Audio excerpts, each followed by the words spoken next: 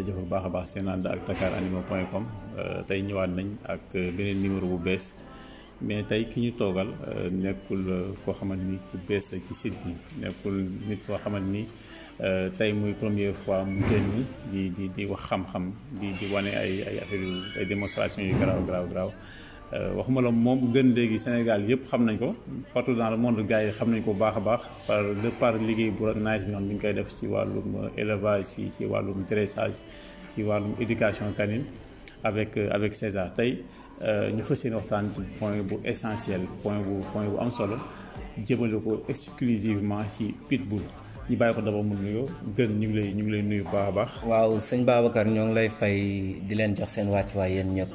waaw di leen sant di leen gërëm ci invitation bi. waaw ñoo lay gërëm gën mu mel ni Sénégal léegi métier dressage nekk na métier boo xamante ni gars yi bëgg nañ ko ça tout le monde veut être dresseur maintenant est-ce que constat boobu nga def.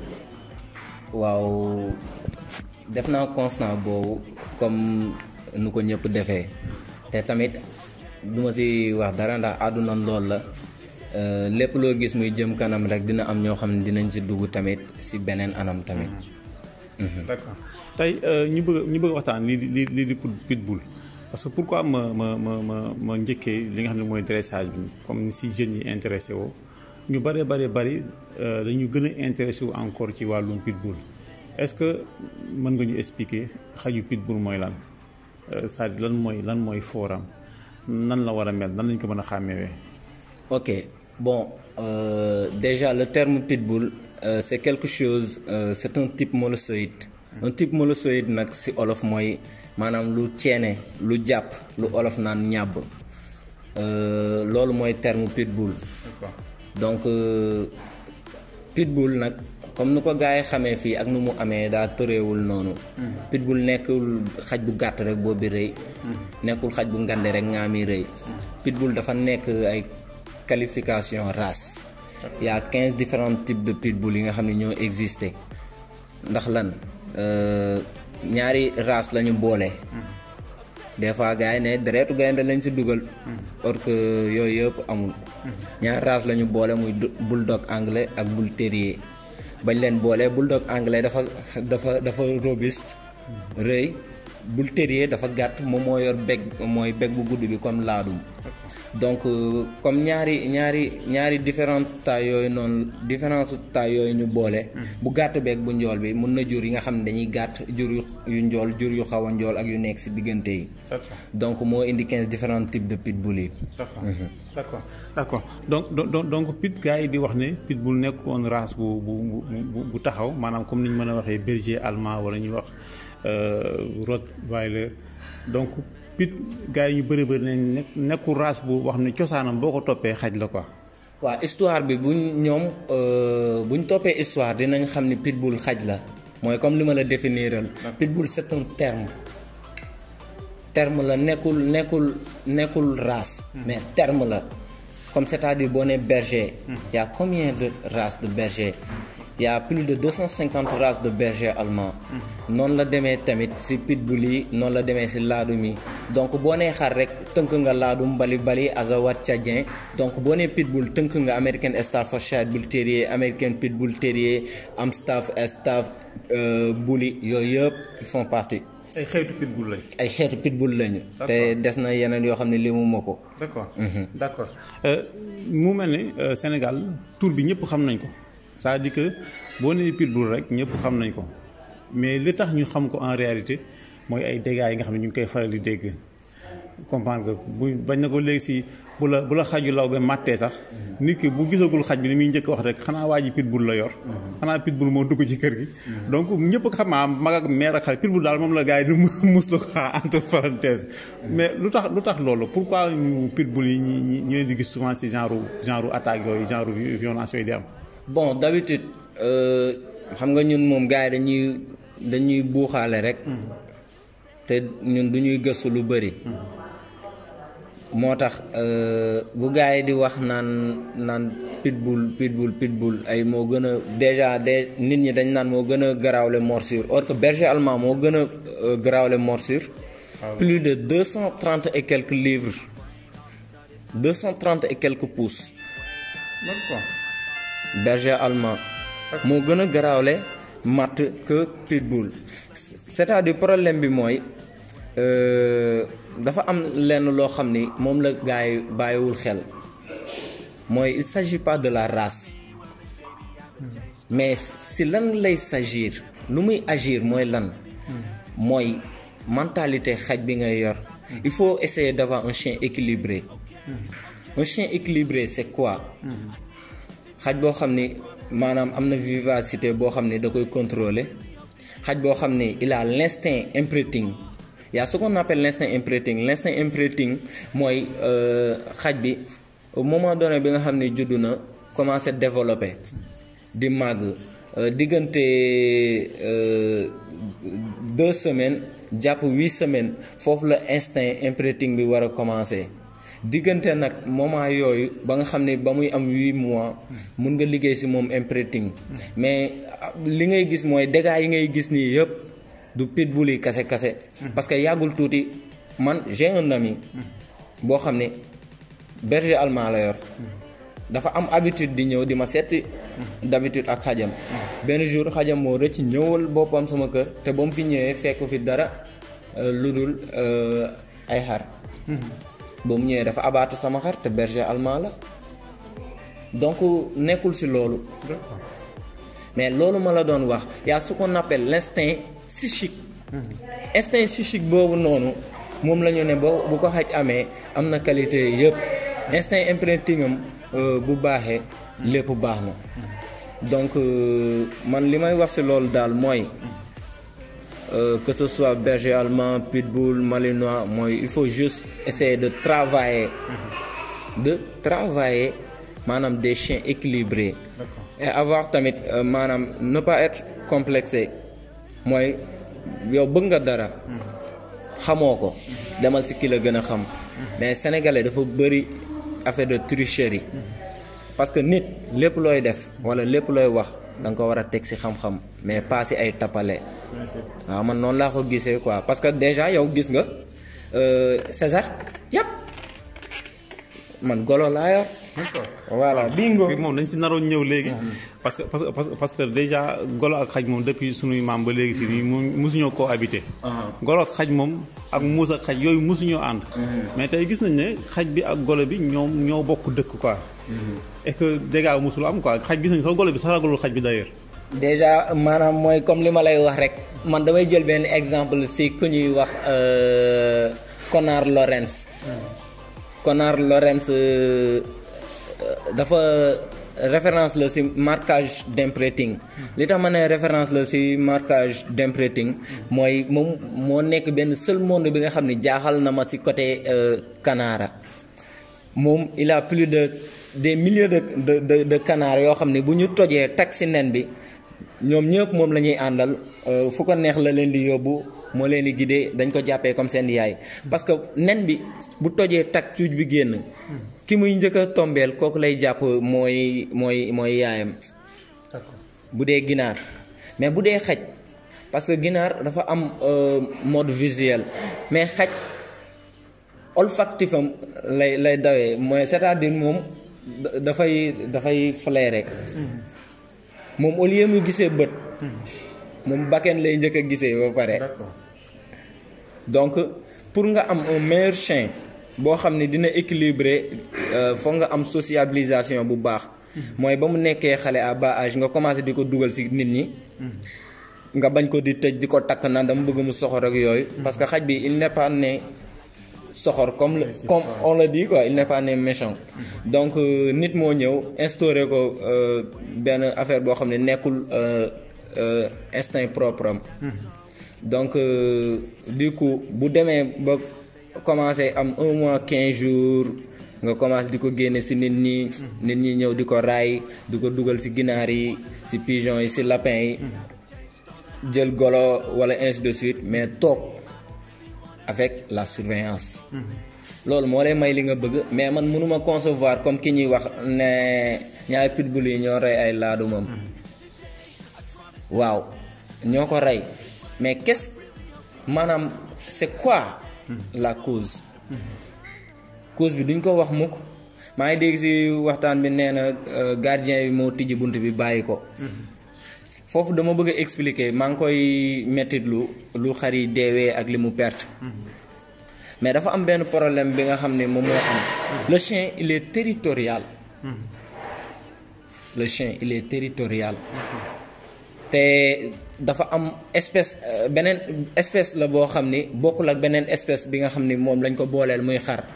donc il s'agit de deux espèces ou d'autres ou plusieurs espèces. donc il faut essayer en savoir leur mode de vie. boo ko xamul da ngay sonn. déjà le chien il est territorial.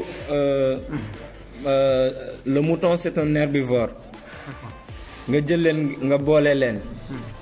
musoo leen sociabiliser. nga ne da nga bëgg mu gardeel la. nga jël mala bi. yow lenn nga koy def am nga xar yaa ngi koy jox muy lekk di naan. nga jël xaj bi tamit di ko jox muy lekk di naan nga koy tëjji di ko bàyyi muy taxawaalu.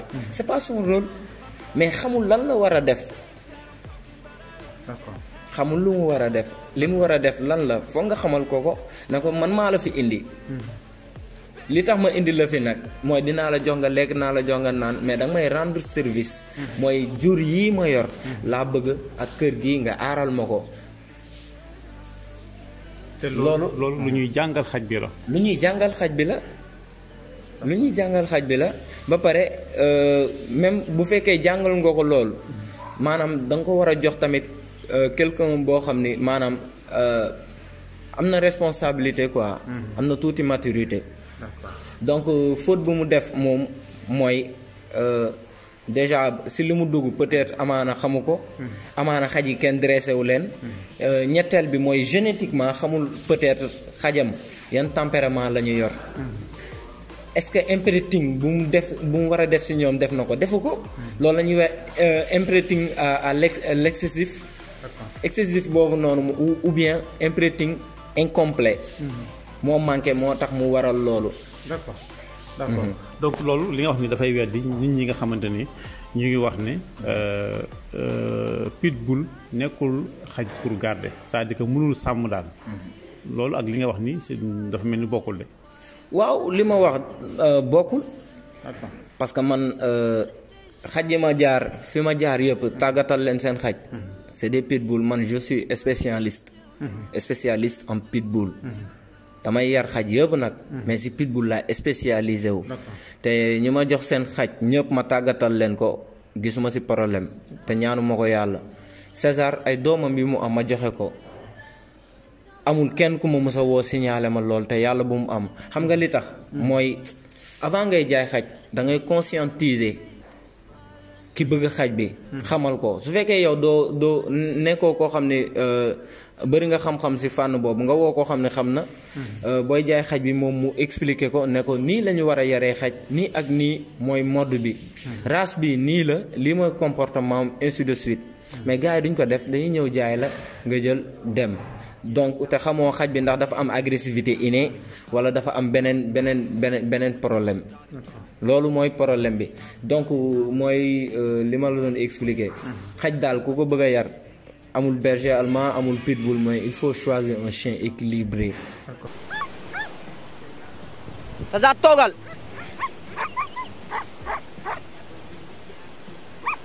tëddal.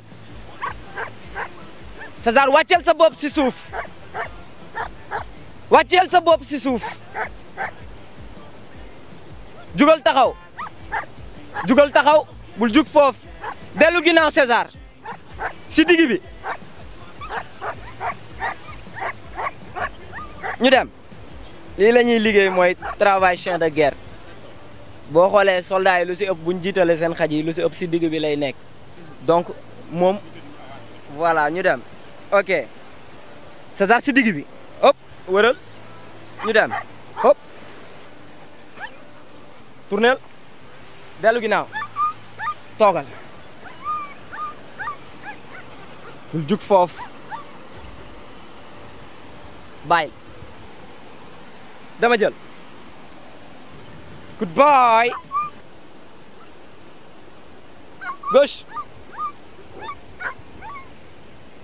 gauche c'est bien reculer tuuti voilà bon lu ñuy bëgg a liggéey nii mooy déclenchement mordant la ñuy bëgg a liggéey nii mooy c'est-à-dire maanaam xaj bi dañ koy jàngal muy attaqué buy attaqué tamit maanaam fan la war a mat si cible am ba nga xam ne du ko gaañ ndax xaj bu mattee si loos mun na la rey bu mattee si awra mun na la rey bu mattee si biir tamit mun na la rey donc il va falloir nga jàngal ko fan la war a matt muy si loxo yi wala si tànk yi ba nga xam ne bu mattee tamit boo ko nee bàyyil mu war a bàyyi loolu la ñuy wax moment excitation au moment calme donc nañ dem si liggéey bi César c'est bien si kom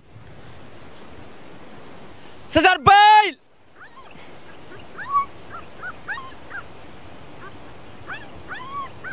si kom César bàyyil toogal bul jug foofu c'est bien. d'accord yéen a ngi gis image yi gis ngeen ko noonu xaj bi ñu ngi koy wax toogal muy toog arrière la muy arrière songal mu song muy César nii comprendre muy image yoo xam ne jël nañ ko un peu quelques mois ci ginnaaw donc ce qui veut dire que ñu yaakaar ne pitbull kenn mënu ko dressé moom wax boobu léegi moom tuxu na quoi parce que affaire yi moom loo teg sa bët moom amatul ay werante juste fii li may ñëwaat rek gën mooy est-ce que pitbull mën nañ ko considérer bu fekkee xam am na xaj bu dangereux est-ce que mën nañ ko considérer comme ci xaj yu dangereux yi ba kenn war ko mën a yar ci biir kër. waaw man dama naan déedéet amul benn loi bu tere loolu partout dans le monde te boo xoolee ci taux de mort de dégâts yi ngay gis nii dëgg-dëgg boo gëstoo di nga xool pitbull bokk na ci xaj yi nga xam ne ñoo ëpp lu ñuy def moins de dégâts. D'accord. waxuma ko pour salir dara wala pour défendre leen déedéet waxuma ko pour loolu mais je dis juste mooy dégâts bi nga xam ne xaj bi koy def lu ëpp mooy les chiens husky de Sibérie topp si Rottweiler topp si les bergers allemands berger allemand chaque année dina def lu mu bon 8% de morsure te pitbull il n'a jamais dépassé les 5%. Donc tu vois les blancs quand ils veulent valoriser quelque chose ils cherchent à diaboliser quelque chose. Donc ñoom du coup li leen intéressé mooy jaay bi ak jënd bi dañuy salter leneen pour leneen dox. te pitbull dafa nekk xaj bi nga xam ni bokk na ci xaj yi nga xam ne ñoo njëkk a takk médaille. xam nga xaj bi nga xam ne moo njëkk a takk médaille nu mu tuddoon. Le sergent Estobi. chien militaire loolu quoi. C'était un chien militaire le sergent Estobi moo njëkk a takk ay raaya yoo xam ne ñëpp nangu nañ ko ci àdduna bi durant la guerre froide. te duñ ko wax ñu jigee fa am na tamit ay yeneen affaires yoo xam ni xaj yi tamit ñu ngi koy liggéey mais ñun Sénégal on n'a pas la culture d'élever des chiens. Donc pour ñu am culture boobu noonu il faut que ñi nga xam ni dañoo yor seen culture ñu xool ci seen culture fexe ni ñuy adopter ñun suñu culture ak seen culture. Voilà man loolu laa gis ni mooy saafara loolu. Bu weesoo loolu lépp looy dugg daal nga bañ a tricher dem ci kilo ci ëpp xam-xam. Ndax daa am benn boroom xam-xam li mu wax mi ne na mag ñi dem liggéeyi jigéen ñi nañu sëy xale yi dem jàngi. ndax lan pour am xam-xam. mi ne ñi xam ñu wax ñi xamul noppi ñu takk dof yi. Donc te réew pour mu avancer dans tous les domaines nag ci xaj yeeg mbëtt yeeg bari yeeg lépp. loolu foog mu am. D'accord. Voilà man sama gis-gis daal mooy fexe nu ñuy def ba liggéey pas la race pitbull mais des chiens équilibrés qui peuvent vivre avec nous quoi. Avec la société sénégalaise. D'accord. tey gën est-ce que pitbull am na koo xam ne xëy na waru ko mën a yor est-ce que am na fi mu nekk nii koo xam ne daal wartu mën a yor pitbull quoi. waaw bon loolu lépp loo gis dafa am ñu ko yellool sëñ Cheikh dafa ne bu ñëpp tollewee cër. am ñu gedd seen cër. lépp loo gis rek am na ku ko moom. La maturité et la majorité c'est pas les mêmes choses. Donc xaj dafa laaj maturité ba pare laaj responsabilité boo maturé rek war ngaa mën a être responsable. Donc xaj ak pitbull ñoom ñëpp daal responsabilité rek moo la si mën a génne quoi. D'accord. man loolu laa gis te loolu laay dund. donc nekku ne da nga ko bëgg rek war naa ko mën a am ko am na ñoo xam ne caniche lañ mën a nekkal ñii berger allemand lañ mën a nekkal pit am na ñu mën a nekk ak ñoom. ok donc mooy comme li ma lay wax rek c'est le milieu qui détermine l'individu comme man milieu bi ma dëkkee nii berger allemand bañu ma ko. dëgg la pitbull mooy xaj bi nga xam ni spécialisé wu naa si moom. mais comme tey man fi ma nekk nii nekkuma si àll. dama dëkk ak ay nit. donc te amuñu culture di yar ay xaj déjà da ngay gis xaj bu mu boobu gars yi ne di kaas rek yëfi sénégalais. donc milieu bu si nekk dafay am li koy adopté. man je préfère le pitbull li tax parce que fi ma nekk pitbull bëriwul coow du déranger te dafa nekk xaj boo xam ni fu borom dee mu dee fa. dafa gore quoi. d'accord d'accord est-ce que c'est vrai que yow moom laaj la question boobu sax wax ju yàqu la mooy est-ce que pitbull mën na cohabiter ak ay xaj ki boole golo ak xaj moom kooku waxuñu ay waxam. moom day dëkk ak ay xaj. mais dañuy faral di indi question bi léegi pitbull du ànd ak beneen xaj la ñuy faral di wax quoi. waaw man de sama vidéo yi defe naa ñu ngi ci internet bi te gis nañ César mu ànd ak xeetu xaj bu nekk. waaw ku ànd ak golo moom. di ànd ak xar. ànd ak ay muus. xaj bu ànd ak muus. mais xëy na pour une personne simple nii rek benn passionné rek par exemple yow de sëy nga yow mën nga boole gaynde sax ak bëy ñu fanaan. peut-être que xam-xam bi yàlla may na la ko. mais ki nga xam ne xëy na moom c'est un simple utilisateur c'est un simple passionné rek est-ce que war na mën a jël ay xaram wala boole ak pitbull wala mu jël ay nag boole ak pitbull. bon loolu boo ko bëggee def il faut juste aller chercher un professionnel. boo xam ne moo nekk ci milieu boobu àdduna lépp dafa am yoon quoi man ni ma ko gisee mooy tey damay yar xaj ci pitbull laa gën a la ma ñëpp xamee mais berger am na lu ma ci xam mais bu ñu ma ci woowee bëgg ma liggéeyloo benn liggéey boo xam ne xaw ma ko dama naa lii de wax dëgg fa yàlla xaw ma ko mais demal ci diw moom moo gën a xam berger allemand que man àdduna noonu laa ko jàppee quoi man laa ko jàppee du coup lépp lu nit di war a dugg rek daf see war a ànd ak xelam quoi. d'accord kon yéen ñi nga xamante ni da ngeen di bëgg ay pit man personnellement je vous conseille ngeen xool un spécialiste comme Gën mu wutal leen pit bi gën parce que des fois tamit nga jël xaj boo xam ne naan la pit la alors xaj bi màgg di changer quoi mel ni luy soppali ko. exactement nga baal ma sax doguma la parce que yow da nga ma fàttali benn affaire boo xam ni maa la ko bëggoon wax la plupart si dégâts yi ngay dégg ñu naan la pitbull même aux États-Unis boo fa demee. race yi ñuy wax naan la ay pitbull. boo demee ba si biir bu ñu certifié race bi dafay nekk un bâtard. du nekkul chuche pur. nekkul chuche pur. d'accord. te ñu bëri duñ si bàyyi xel. loolu dañuy indi ay problème parce que tey boo amee un type molossoïde. Sénégal fii nii tey mu xoos kenn rek bu ko gisee nga mi xaw a def ni danaan ëpp pitbull la. te am na leneen y a des rottweiler des cancoso des boerboel. waaw des chiens kangal ainsi de suite. te yooyu yëpp des mastiff anglais de Canaries yooyu yëpp c'est des molosses. mais tey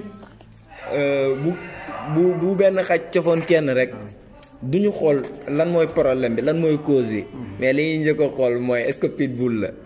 yàlla nag mooy jagleel loolu moo tax yarkatu pitbull mooy li may wax rek responsabilité la quoi.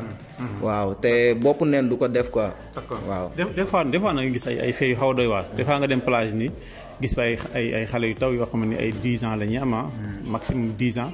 gars yi jël ay pit jox leen nga xam ne bu xëccee xale bi day mën na yóbbu fukk yu toll ni moom ñu jël ko jox la ñu dox est-ce que loolu tamit benn instant du benn irresponsabilité si par rapport ak ñenn ñi. waaw xam nga déjà mooy li ma lay wax rek ñun formé wuñu si yenn yi formé wuñu tamit maanaam si discipline bi tax dëgg sénégalais yi war a am seen càkkutéef comme tey kilifa yi nga doon gis yar gi ñu amoon ñun loolu mooy suñu problème indiscipline bi dafa bëri de trop dans tous les domaines donc du coup pour régler loolu noonu mooy il faudra sensibiliser tey bañ a taay gis xale yi mag ñi man damay romb xale yi sax des fois ngay kii nii nga jël xeer sànni ma ne la bul sànni xaj bi nga ne ma lu tax ma ne la mais xaj bi xanaa xamoo ne bakkan la xam nga nii ma ne la César kaay toogal mu toog mu ne ma xaj bi toog na ma ne ko voilà donc kon xam nga ne day xalaat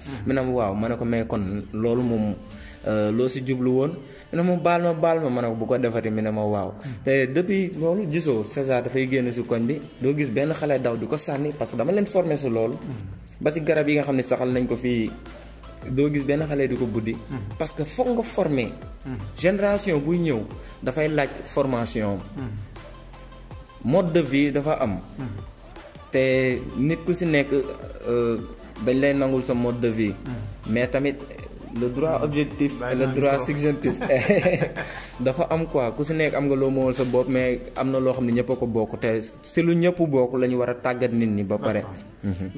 d'accord gën ñu ngi lay jaajëfal bu baax a baax gars yi bu leen defati erreur ngeen fekk pitbull yoo xam ne ñi ngi ci mbedd mi rek parce que léegi Sénégal dafa am dañu jël business u xaj léegi dafa dox ko pas possible.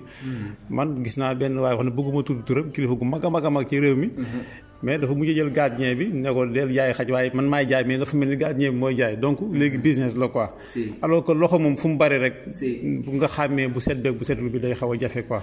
gën est-ce que mën nga jox sa nit ñi sa adresse sa numéro téléphone pour xëy na ñenn ñi nga xam ne bëgg nañ vraiment xaj parce que loo gis rek piir bi moom da cee baax quoi ci lépp. piir bi da cee baax bu xasee am loxo bu ci dugg bu ci bokk rek suba mën na indi yeneen problème yoo xam ne. xëy na ca ndey jala quoi. est-ce que sa contact lan la gën. waaw contact bi 77 la 308 40 57 77 308 40 57 70 640 58 67. 70 640 58 67 maa ngi fàttali tamit quoi mooy gars yi maa leen di fàttali benn affaire mooy nit bu yoree arme def délit bu ñu ñëwee duñ jàpp arme bi tëj ki ko def lañuy jàpp tëj donc kon loolu daal cax la te képp ku déglu rek après boo toogee di nga xam li ma bëgg a wax quoi. gars yi si yor pit nañ xam ne arme la PG arme la. ñoom du foowukaay daal. ñoom ñëpp du ñu ay foowukaay. du ñu ay foowukaay arme la boo xam ni foo pressionné rek. foo ko wàcce rek foofu lay jublu quoi. donc kon yow mi yor arme bi. yow yaa war a nite quoi.